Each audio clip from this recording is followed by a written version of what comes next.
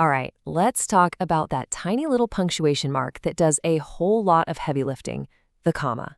I know, it can seem kind of confusing, but I want you to stop thinking of it as some dusty old rule. Think of it as a superpower for your writing. It adds rhythm, it creates clarity, and honestly, it can even save a life.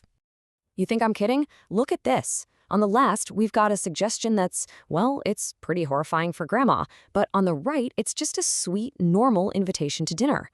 The only thing separating a family meal from a family tragedy is that one tiny comma. It's a funny example for sure, but it shows you right away that commas aren't just about being correct. They're about making sure people know exactly what you mean.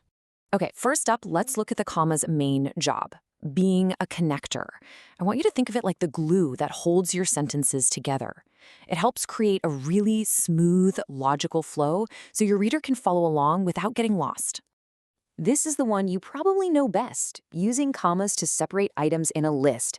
Anytime you have three or more things, whether you're listing nouns, actions, whatever, the comma steps in to be a little divider and makes sure each item gets its own space.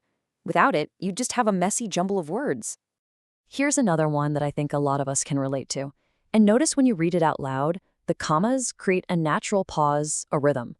A good book, strong coffee, and total silence. See?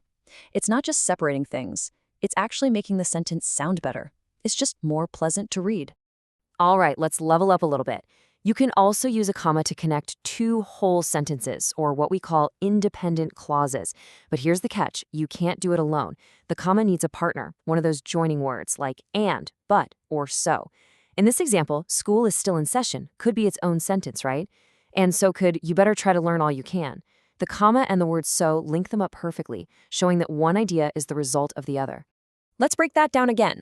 I wanted to go out. That's a complete thought.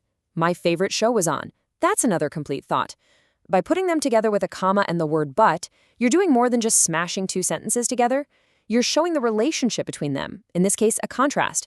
This is how you start building more interesting and sophisticated sentences.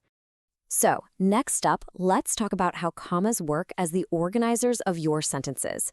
I like to think of them as little traffic signs. They guide your reader, tell them when to pause, and make sure they don't take a wrong turn in the middle of your idea. So if you kick off a sentence with a little introductory phrase, you've got to use a comma to signal, hey, the intro's over, and now the main part of the sentence is starting. It's like a little respectful pause that says, okay, here's some context, now here's what actually happened. It just helps the reader get their bearings. This is something you'll use all the time, especially in professional writing. After the long meeting, comma, that sets the stage. It tells your reader the when before you get to the what.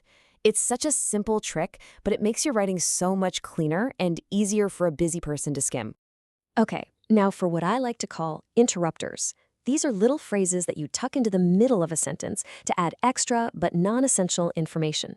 And here's the key test. If you can take that phrase out and the sentence still makes complete sense, it's an interrupter. It's like a little by the way or a fun fact you whisper to the reader. Check out this example. What's the core sentence here? Justin is going to be at the party also. That's a full sentence. The part in the middle, who lives down the street from me, is just bonus information. It's helpful, it adds detail, but we don't technically need it. So we wrap it in a nice little pair of commas. And here's one we can all probably picture. The main crucial point is, my cat is asleep on my keyboard. The description of him as a fluffy menace to society, well, that's just some extra flavor that tells you a little more about my cat. See how it's tucked neatly between those two commas? It adds personality without breaking the flow of the main idea. All right, let's move on to some of the more specific jobs the comma has. These are the rules that add that final layer of polish to your writing.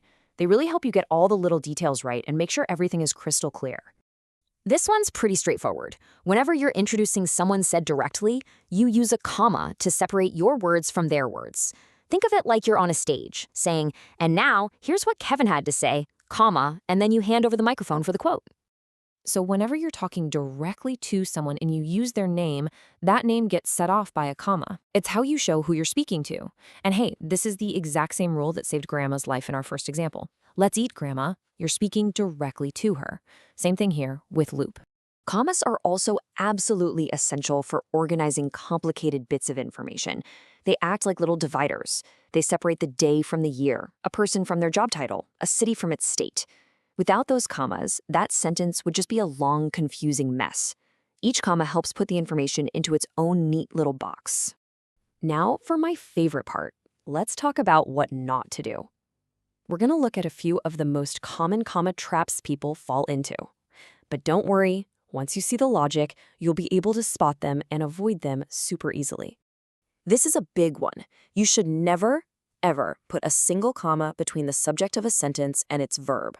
Here, the whole phrase, getting to school, is the subject. The verb is can be. They are the engine of the sentence. They have to stick together.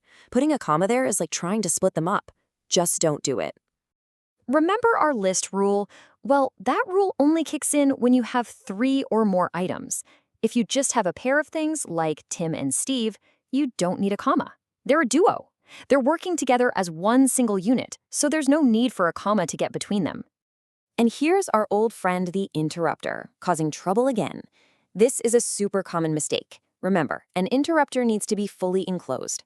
You need one comma to open the little side comment and another one to close it and return to the main sentence. Using just one comma is like opening a door and never closing it. It just leaves the sentence hanging and feels all wrong. So let's do a quick recap of your awesome new comma toolkit. You now know how to use commas to connect ideas and lists, how to organize your sentences with introductions and asides, and how to clarify all those little details like dates and names. And maybe most importantly, you know how to spot those common traps and sidestep them like a pro. When it comes right down to it, the comma is so much more than just a dot with a tail. It's a tool. It's a way for you to control the rhythm and clarity of your writing, to make sure your ideas land exactly the way you want them to. So the next time you write something, don't just throw commas in where you think they should go. Use them with purpose. Use them to make your powerful words even clearer.